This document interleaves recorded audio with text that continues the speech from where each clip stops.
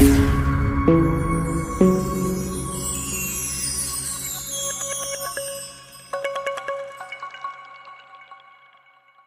तस्वीर को ध्यान से देखिए। इतने बिलियन डॉलर्स के मालिक और पहनावा एकदम सिंपल और सरल। अब जरा इन भाई साहब को देखिए। ये है राज, महीने का 40,000 रुपए कमाता है और अपने आप को ऐसे दिखाता है जैसे कोई अरबों खरबों का मालिक हो। दरअसल हम आजकल एक ऐसी सोसाइटी में रहते हैं जहाँ इंसानों से ज्यादा इम्पोर्टेंस चीजों की है और सोशल मीडिया के इस दौर ने तो चीजों को और भी ज्यादा कॉम्प्लिकेट कर दिया है। पर क्या आप जानते हैं ये केस सिर्फ पुअर और मिडिल क्लास लोगों के लिए है। रियल रिच लोग इन सब चीजों के बारे में सोचते तक नहीं है। कुछ सालों पहले एक इंटरव्यू में एमिनेम, जो दुनिया के नंबर 1 हिप हॉप आर्टिस्ट है, उनसे पूछा गया कि क्या आपको पैसा खर्च करना पसंद है, तो उन्होंने कहा बिल्कुल भी नहीं। उल्टा जब इतने सारे मिलियन डॉलर हिट्स देने के बाद जब उन्हें एक रोलेक्स की घड़ी खरीदनी थी, तब उन्होंने अपने मैनेजर से पूछा कैन आई अफोर्ड इट। और उस इंटरव्यू के दौरान भी उन्होंने $100 की जी शॉकी पहनी हुई थी। यानी ये कहीं ना कहीं दिखाता है कि रिच लोग बिल्कुल भी रिच दिखने के लिए पैसा खर्च नहीं करते और उन्हें ऐसा कुछ खास फर्क भी नहीं पड़ता कि वो कैसे दिख रहे हैं। वहीं ब्रोक और मिडिल क्लास मेंटेलिटी के लोग यानी कि फेक रिच इसका ठीक उल्टा करते हैं। इनके लिए दिखावा ही सब कुछ होता है, भले ही बैंक में फूटी कोड़ी ना हो। अब जरा समझो कि अक्सर रिच लोग नॉर्मल क्यों रहते हैं। दरअसल आप जितने मॉडेस्ट और लो प्रोफाइल रहते हो, आपका बैंक अकाउंट उतना ही ज्यादा इंक्रीज होता है। और इस बात को प्रूव करने के लिए मेरे पास 1 या 2 नहीं बल्कि पूरे 8 कारण हैं, जिसमें सबसे पहला आता है reason number 1, perception of money, यानी पैसे को देखने का नजरिया। मोस्टली पुअर लोगों की नजरों में पैसों का मतलब है अपने बिल्स पे करना, सामान खरीदना और 2 वक्त की रोटी निकाल लेना। वहीं मिडिल क्लास लोगों का पैसों का देखने का नजरिया कुछ अलग है। मिडिल क्लास लोग सोचते हैं कि पैसों का यूज किया जाए अपने कंफर्ट के लिए, और अपने इसी कंफर्ट के चक्कर में वो ऐसी चीजें खरीद लेते हैं जो उन्हें लगता है एसेट है, पर असल में वो है लायबिलिटी। लायबिलिटीज जैसे credit card loan, home loan, car loan, personal loan. लेकिन अमीर लोग यानी द रियल रिच इस मामले में कुछ अलग तरह से सोचते हैं। वो पैसों को एक टूल की तरह समझते हैं जिससे वो स्टॉक्स, रियल एस्टेट, प्रॉपर्टीज या गोल्ड खरीद सके, जो उनकी हर एक लायबिलिटी को ऑन टाइम पे ऑफ भी कर देगा और उन्हें लॉन्ग टर्म रिटर्न भी देगा। तभी दुनिया के सबसे अमीर इंसान होने के बावजूद इलोन मस्क एक दिन ट्वीट कर कहते हैं कि वो एक $45,000 के हाउस में रहते हैं। मार्क जकरबर्ग को आप जब भी देखोगे वो एक सिंपल सी प्लेन टी शर्ट में दिखेंगे। यहाँ तक कि हमारे जोहो के मालिक श्रीधर जी भी, जो $3.75 बिलियन की नेटवर्थ रखते हैं, वो आज तक साइकिल से ऑफिस जाते हैं और एक शर्ट और धोती पहनना पसंद करते हैं। So the point is, wealthy लोगों को हमेशा रिच दिखने की जरूरत नहीं होती। उन्हें पता होता है कि उनकी टॉप प्रायोरिटीज क्या है और उन्हें लोग किस लिए देखना पसंद करते हैं। उनका काम, उनके ब्रिलियंट माइंड और उनके बिजनेस की वैल्यू इतनी बड़ी है कि लोग उन्हें जज कर ही नहीं सकते। ठीक इसी तरह अगर आप भी इन्वेस्टिंग करते हो,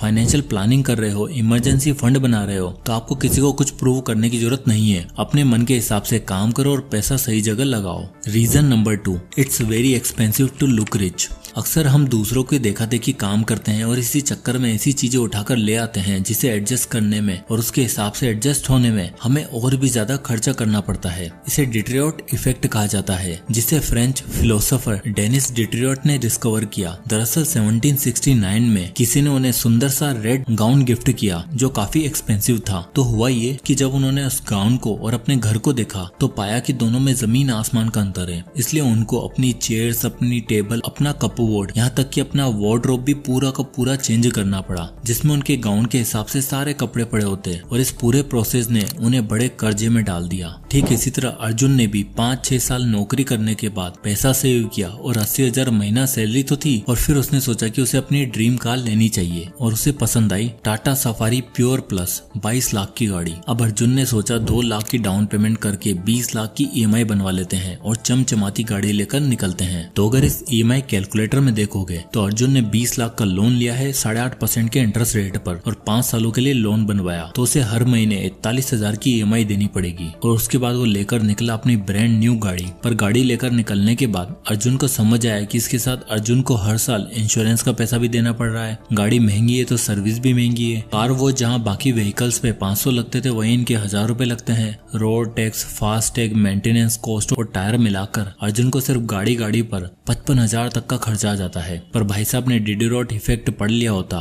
तो महंगा सौदा ना करना पड़ता और सिर्फ रिच दिखने के लिए अपनी 70% सैलरी सिर्फ गाड़ी को ना देता। तो देखा आपने रिच दिखना कितना महंगा है, 1769 में भी था और आज भी है। और इसी महंगाई से सबसे ज्यादा कोई चीज इम्पैक्ट होती है तो वो है हमारी मेंटल हेल्थ। इसलिए आता है reason number 3, saves your mental health. देखो अगर आप दूसरों से कम्पीट करने की होड़ में रहोगे तो हमेशा अपनी मेंटल हेल्थ की वाट लगा बैठोगे। और हम मिडिल क्लास लोग और फेक रिच के अंदर ये खासियत कूट कूट के भरी होती है। तभी तो वर्मा जी ने डिसाइड किया जिस तरह कुकरेजा साहब ने अपनी बेटी की शादी करी है हम भी उसी तरह करवाएंगे। और कुकरेजा साहब ठहरे खानदानी अमीर, लेकिन वर्मा जी ने जब बजट सुना तो उन्हें शौक सा लगा। एक ग्रैंड वेडिंग करवाने का खर्चा टोटल बताया गया 75 से 80 लाख रुपए। अब वर्मा जी के पास इतना पैसा तो था नहीं, इसलिए उन्होंने सहारा लिया बैंक्स का और चल पड़े लोन लेने। अब यहाँ देख ही सकते हो कि बैंक्स आपको मैक्सिमम 40 लाख तक का पर्सनल लोन ऑफर कर सकता है। और वर्मा जी की क्रेडिट एलिजिबिलिटी के हिसाब से उन्हें सिर्फ 20 लाख तक का ही पर्सनल लोन मिला। उनकी पुरानी पुश्तैनी जमीन जिसे बेचकर हाल ही में उन्हें 25 लाख रुपए मिले और बाकी के 30 लाख उन्हें मोटे ब्याज पर उठाने पड़े और बेटी की शादी कर दी। और अब हुआ ये कि वर्मा जी को सबसे पहले वो बैंक लोन चुकाना था जो कि 20 लाख रुपए का था, जिस पर उन्हें 11% के हिसाब से इंटरेस्ट पे करना पड़ रहा था। और जो उन्होंने दूसरा लोन लिया था उस पर उन्हें 20 से 22% तक ब्याज देना पड़ रहा था। हर महीने मान के चलो वर्मा जी के 60-70 हजार तो सिर्फ लोन की EMI में जा रहे थे, जो अगले 15-20 सालों में भी पे ऑफ नहीं होने वाले थे। अब जरा सोच के देखो, अगर उन्होंने 25 लाख के अंदर शादी कर दी होती और एक नॉर्मल वेडिंग करवाई होती और हर महीने जो EMI वो पे कर रहे हैं उसका आधा यानी 20-30 हजार भी वो इन्वेस्ट करते, तो आप देख ही सकते हो at the end of 15 year उनके पास कितना पैसा होता। वेल उनके पास होते 1.5 करोड़ रुपए, पर उन्हें ये सौदा कहाँ मंजूर था। इसलिए आपको सोच समझकर खर्चा करना है ताकि आपकी मेंटल हेल्थ बनी रहे और हर समय पैसों की टेंशन ना हो। Reason number 4, rich are treated differently. जब आप थोड़ा सा भी रिच देखना शुरू करते हो ना तो लोगों का आपकी तरफ नजरिया बदल सा जाता है। आपसे बात करने का तरीका, आपके उठने बैठना सब कुछ बदल जाता है और हर चीज में अपना फायदा ढूंढा जाता है। जैसे कि एक बार आनंद को लैपटॉप खरीदना था। आनंद एक फ्रीलांसर वीडियो एडिटर है तो उसे अब एक बढ़िया लैपटॉप चाहिए था जिसमें वो आराम से एडिटिंग कर पाए। फ्रीलांसिंग से आनंद महीने का 35 से 40 हजार रुपए आराम से कमा रहा था। तो एक दिन आनंद शोरूम में जाता है और सूट बूट पहनकर बढ़िया सा टिप टॉप राजा बाबू बनकर पहुंचता है। तो वहाँ उसे सीधा दिखाया जाता है 1.25 लाख रुपए का लैपटॉप। उन्होंने कहा सर इसमें आपको प्रोसेसर टॉप नॉच मिलेगा, एक्सपेंडेबल SSD फोल्डेबल भी है, इजी टू कैरी भी है, 15 इंच का, 10 चीजें गिना दी और बोला आपके काम के लिए बेस्ट लैपटॉप है। आनंद ने कहा भाई कोई डिस्काउंट वगैरह मिलेगा क्या? तो उसको बोला गया सर डिस्काउंट के बाद ही 1.25 लाख रुपए का है, वैसे तो ये 1,35,000 का है, ऊपर से आप EMI पर ले रहे हैं तो आपके लिए बेस्ट है। फिर उसे कुछ दिनों बाद उसका दोस्त नितेश मिला। नितेश भी एक फ्रीलांस वीडियो एडिटर था और उसे भी बढ़िया लैपटॉप चाहिए था। उसने आनंद से पूछा तो आनंद ने अपना लैपटॉप दिखाया और फीचर्स बताए। तो जब नितेश ने प्राइस सुना तो वो हैरान हुआ कि भाई ये सेम चीज एक बजट फ्रेंडली लैपटॉप में मिल जाती है, तुमने इतने पैसे क्यों दे दिए? अगले दिन नितेश सेम स्टोर पर गया, लेकिन वो कैजुअल कपड़ों में था, स्पोर्ट्स शूज और सिंपल लुक में था और उसने अपनी प्रेफरेंस बताई तो उसे सेम क्वालिटी वाला लैपटॉप 85,000 रुपए में दिखाया। और नितेश ने कहा मुझे EMI नहीं चाहिए, 1 टाइम पेमेंट कर रहा हूँ, तो एक्स्ट्रा 5,000 का डिस्काउंट भी मिला। और यही सेम चीज आपको हर जगह देखने को मिलेगी। अगर आप सेल्समैन की नजरों में रिच चमक गए तो भैया कट जाएगा, लेकिन अगर आप ठीक तरीके से रिसर्च करके बेटर जजमेंट के साथ स्पेंड करने गए तो आपको कभी भी कोई चूना नहीं लगा पाएगा।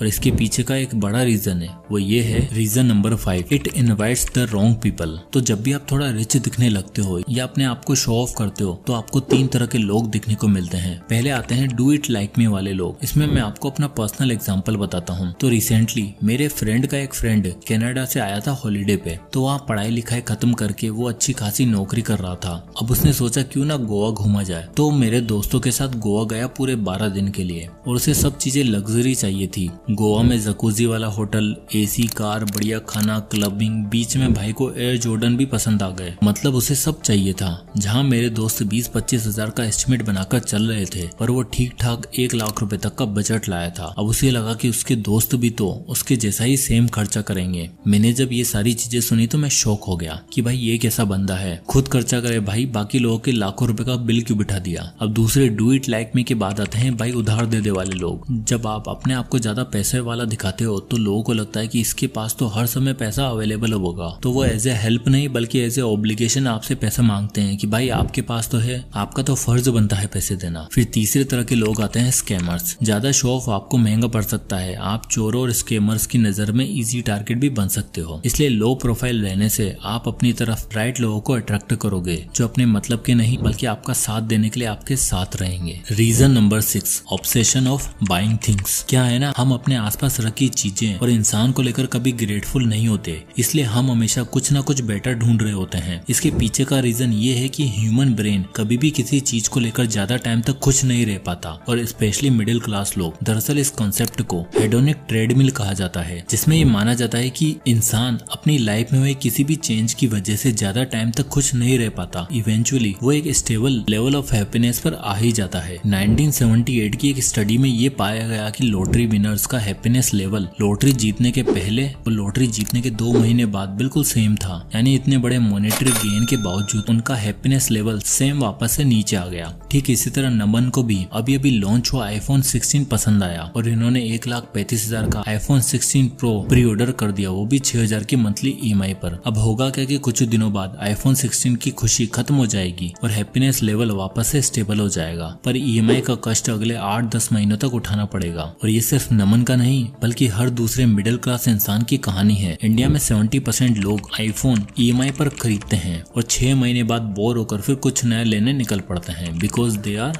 Obsessed. Reason number 7, looking rich burdens you with liabilities. अक्सर मिडिल क्लास लोग जो अपने आप को रिच प्रिटेंड करने की कोशिश करते हैं वो अक्सर भारी कर्जों में फंसकर रह जाते हैं। ऐसा सिर्फ इसलिए होता है क्योंकि उन्हें हर नई चीज लेने की आदत हो जाती है, सिर्फ इसलिए ताकि वो भी अमीरों की तरह दिख सके। कुछ ऐसा ही हुआ मिस्टर राघव के साथ, जो पिछले 8 सालों से एक अच्छी खासी जॉब कर रहे थे और अभी भी इनका प्रमोशन भी हुआ और अच्छा खासा हाइक भी मिला और अब इनकी मंथली सैलरी 1 लाख हो चुकी थी। अब प्रमोशन होते ही सबसे पहला काम जो राघव ने किया वो है उनका अपना घर। तो अब इन्होंने अपने ऑफिस के आसपास की सोसाइटी में घर देखना शुरू किया और इन्हें फाइनली 80 लाख में उनका ड्रीम फ्लैट भी मिल गया, जिस पर उन्होंने अपनी सेविंग्स से 20 लाख की डाउन पेमेंट करी और रेस्ट 60 लाख का होम लोन लेकर 50,000 मंथ की EMI बनवा ली। अब चलो 50,000 तो ठीक है, पर जब वो सोसाइटी में शिफ्ट हुए तो उनका फ्लैट सोसाइटी के कॉस्टली फ्लैट्स में से एक था और बाकी सारे बड़े फ्लैट ओनर के बच्चे महंगे प्राइवेट स्कूल में पढ़ते थे जहां मंथली 30,000 रुपए फीस थी। अब राघव जी को भी अपने बच्चों को महंगे स्कूल में भेजना पड़ा, जिस वजह से हुआ ये कि उनके महीने का 80,000 रुपए का फिक्स खर्चा बंद गया